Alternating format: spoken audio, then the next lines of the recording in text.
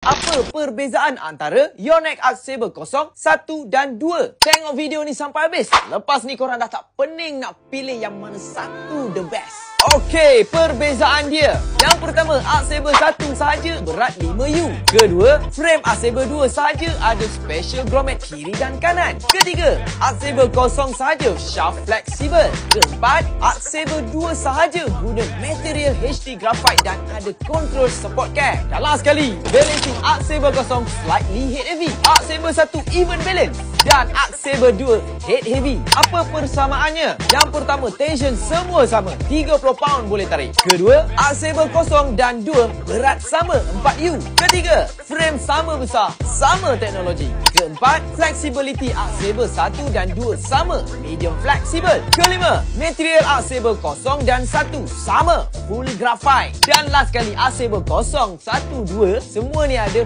feel, clear dan ability kan. Semua tu tak ada beza pun. Hanya berbeza warna dan font warna saja. Kesimpulannya, beginner, newbie, nak main speed, control, defense, rangkau dan rally panjang, Yonex Arc Saber 1 memang sesuai dengan korang. Harga bawah 160 boleh dapat dah. Kedua, beginner nak improvekan skill smashing atau tangan tak kuat, boleh pakai Yonex Arc Saber 0. Harga pun bawah 160 je. Dan last sekali, tangan steady, suka smash, controlling padu, atau beginner nak improvekan skill, boleh pakai Yonex Arc Saber 2. Sekarang ni raket Yonex low end paling padu dan bagus adalah Yonex Arc Saber 2. Harga bawah 260 je. So korang nak pilih yang mana? Beli terus ke TikTok Shop, okay?